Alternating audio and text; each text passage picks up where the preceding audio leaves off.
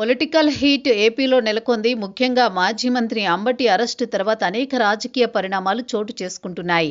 ముఖ్యంగా కాపుల అంశం తెరపైకి వచ్చింది. అంబటి కాపు కావడం వల్లే కేసులతో పాటు అరెస్టులు చేశారంటూ వైఎస్ఆర్ కాంగ్రెస్ పార్టీ ప్రచారం చేయడం మొదలుపెట్టింది. అయితే వైసీపీ ప్రతిపక్షంలో ఉన్నప్పుడు కాపులను అడ్డం పెట్టుకుని రాజకీయం చేయడం కొత్త కాదు.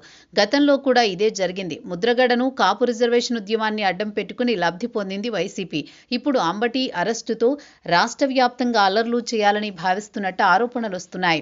ఇప్పుడు కూడా ముద్రగడ పద్మనాభంను మరోసారి ప్రయోగించారు. అయితే దానిని తప్పుబడుతున్నారు ముద్రగడ కుమార్తె క్రాంతి.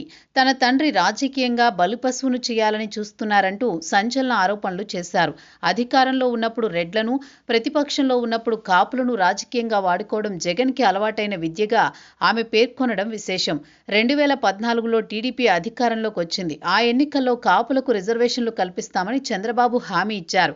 అధికారంలోకి వచ్చిన తర్వాత ఆ హామీ అమలు చేయాలని డిమాండ్ చేస్తూ ముద్రగడ ఓ ఉద్యమం ప్రారంభించారు. ఆ ఉద్యమం విధ్వంసకర ఘటనకు దారితీసింది. తుని రైలు దహనం జరిగింది. అయితే అప్పటి టీడీపీ ప్రభుత్వం పట్ల కాపులలో ద్వేషం పెంచేందుకు ఆ ఘటన దోహదపడింది. పరోక్షంగా ఆ ఉద్యమం వైసీపీ కోసమేనని అప్పట్లో ప్రచారం నడిచింది.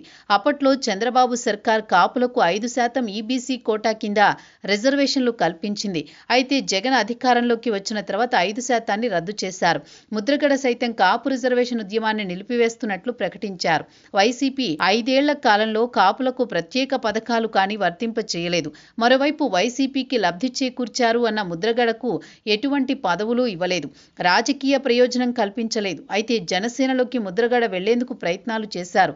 పవన్ నుంచి సానుకూలత రాకపోవడంతో మనస్తాపానికి గురై అప్పటికప్పుడు వైసీపీలో చేరిపోయారు. దాన్నే గుర్తు చేస్తున్నారు ముద్రగడ కుమార్తె క్రాంతి. జగన్ ప్రతిపక్షంలో ఉన్నప్పుడు కాపులను వాడుకోవడం ఆనవాయితీగా వస్తోందని, మరోసారి తన తండ్రి ముద్రగడను రాజకీయ పావుగా వాడుకుంటున్నారని ఆమె విమర్శలు చేస్తున్నారు.